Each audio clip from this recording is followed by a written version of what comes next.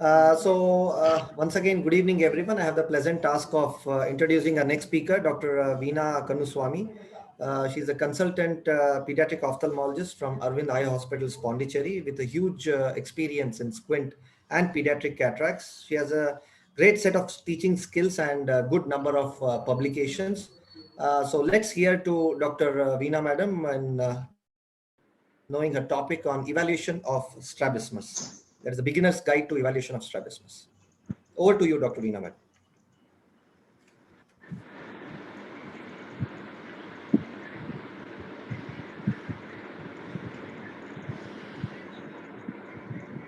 I think you are muted.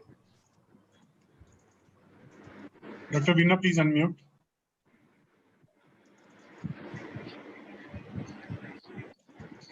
Dr. Veena, please unmute. I think that the host, can you just unmute? Sunil, can you just unmute Dr. Veena, please? I am trying. Yeah, she's unmuted now. Unmuted. Okay. Yeah. Dr. Veena, can you start from the beginning? Yes. Good evening, all. Strabismus is a common disorder of ocular alignment that affects around 2 to 4% of the population, which can cause permanent visual disability in children and psychosocial distress in all age groups. It can be latent or manifest. Again, manifest can be comitant or concomitant. It can be classified by its presentation. Either it can be congenital or acquired, or esotropia, exotropia, or vertical or cyclovertical, or monoocular or alternating.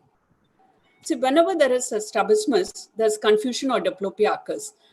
To overcome that, brain adapts to either motor adaptation, like face turn or head turn, or tropia turning to phoria, or a sensory adaptation like suppression or ARC.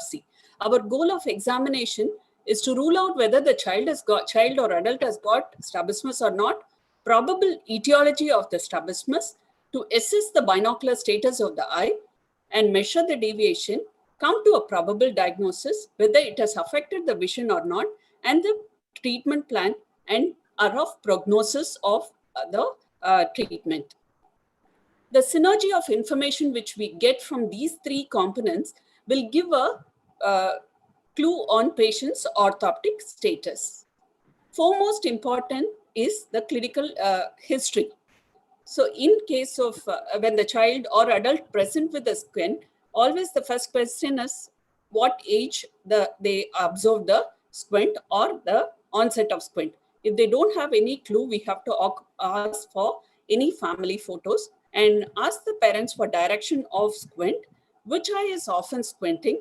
That will give a clue on amblyopia or the visual status of the eye, and whether the patient is complaining of double vision or the child is closing one eye or have face turn or head turn, and if the onset is acute or gradual, whether it was preceded by any head trauma or periorbital trauma or any fever or following a vaccination, will give a clue on acquired strabismus, and whether the strabismus is constant or intermittent, whether the child or adult has asynopic symptoms along with the strabismus. And any congenital squints, we should concentrate on the history of family history, obstetric history, and the developmental history.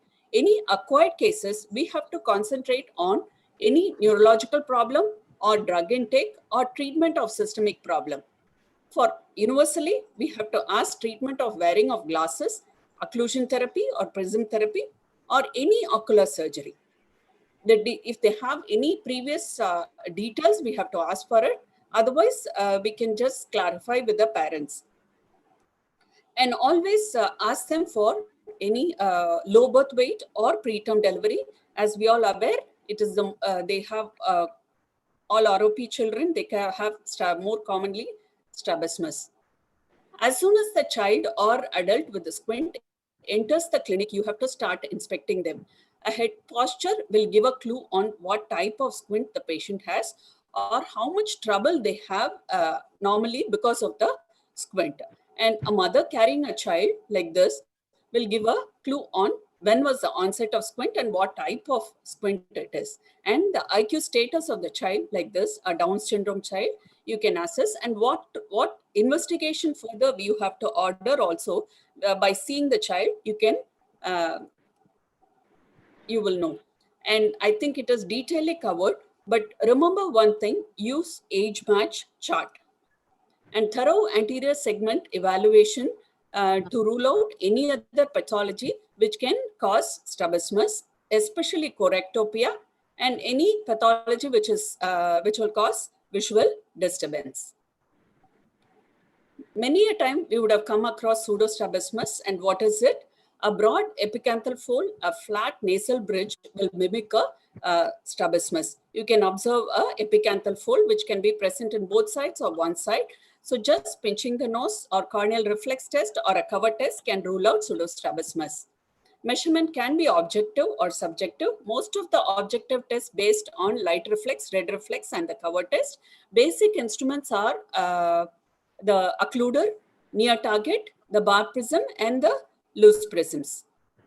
A age-old test, Hirschberg's test, previously thought it decentration equal to each millimeter decentration is equal to 7 degree, but now it's 5 degree. So rough clue is at the margin of the pupil, it is 15 diopters. In between the pupil margin and the limbus is 30 diopters. And at the limbus is 60 diopters. It's a just rough clue of measurement of the deviation. If the eye is, if the reflex is temporal, it is ESO. If the reflex is nasal, it is EXO. And forgotten reflex, Bruckner reflex, which we use the direct ophthalmoscope. Whenever there is a deviation, that eye will have a lighter or brighter reflex than the fixating eye. Before going into cover test, what we are going to look into the cover test, which is the type of misalignment, duration of misalignment, direction, magnitude, and committancy. All this inference we'll get from the cover test. Cover test, there are two parts, cover test, cover, uncover test. Basically, we have to cover. This child has got. This demonstrates the presence of latent strabismus.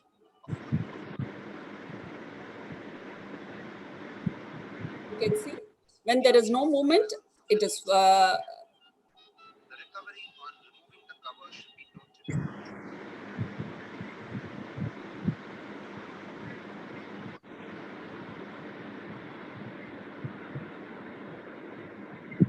Sorry. So whenever you cover one eye, observe the movement of the opposite eye. Whenever there is a movement, it is tropia. When there is no movement, uncover the covered eye. If there is movement, it is called phoria. So before going into measurement, we have to do the alternate cover test to dissociate to get the maximum deviation.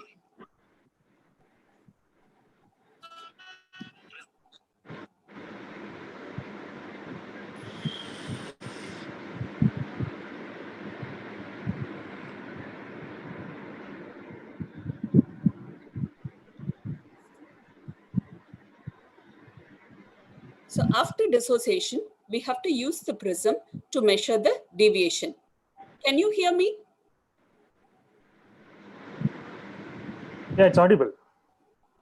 Dr. Arun, can you hear me? Yes, it's Yeah, audible, you're Dr. audible, Veena. ma'am. Please And proceed. 60 seconds left, ma'am.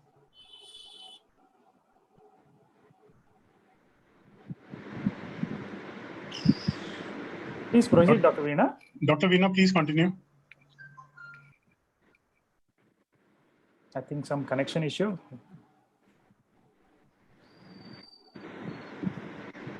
Can you hear me, Dr. Arun? Yes. Yes, Madam Veena, Madam, we are able to hear you clearly. You can go ahead, Hello? Madam. Can you hear me? Okay, fine, okay. So we have to use the prisms to measure the deviation. By increasing the amount of prism, we have to neutralize the deviation.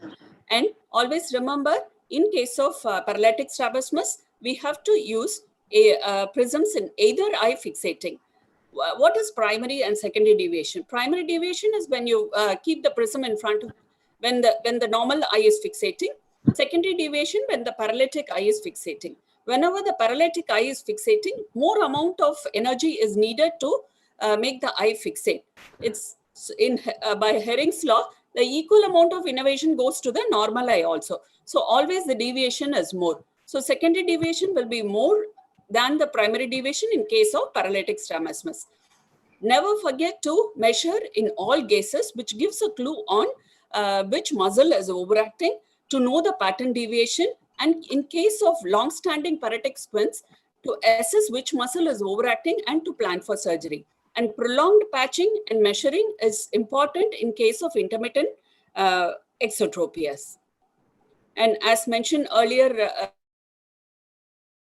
the glasses on. If it is high plus or minus glasses, we can ask the patient to wear contact lenses. This is a Krimsky test. Whenever there is poor vision in the deviating eye, use the bar prism in front of the normal eye. By neutralizing the deviation, you can just watch the the deviating eye is taking up the fixation as the prism number goes up. So this is the rough estimate of how much is the deviation. So coming to the 4-prism test, see, whenever there is a microtropia or a central scotoma, there will be no apparent squint, but there will be loss of BSV and vision loss. So you have to do the 4-prism test to diagnose microtropia. You have to keep 4-prism base out in front of one eye.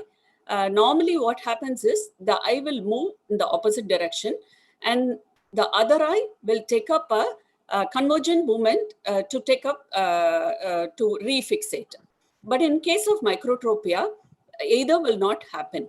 When you keep the 4-prism in front of the microtropic eye, there will not be a movement in the opposite direction. And when you keep the prism in front of the normal eye, the refixating movement will not happen.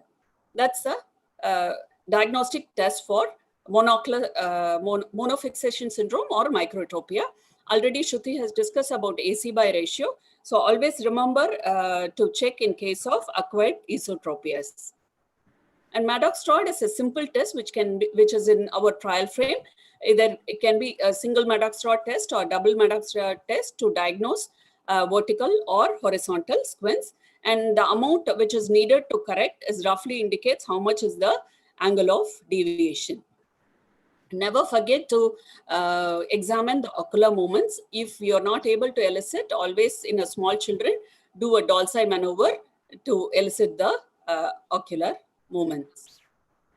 Hair chart is used for quantitative assessment of concomitant strabismus. It is a prognostic guide and also for planning treatment and follow-up after surgery. And what we need is normal retinal correspondence and central fixation. And coming to 3-step test, Park 3-step test, it's a simple test.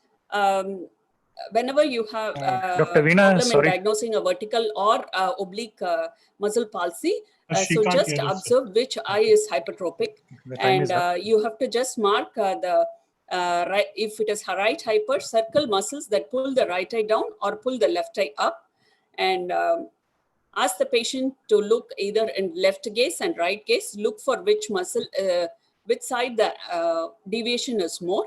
In case it is in the left gaze, you mark the muscles in the left side and ask the patient to tilt the head in both sides. Which side the deviation worsens, you have to mark it. In this case, it's right gaze.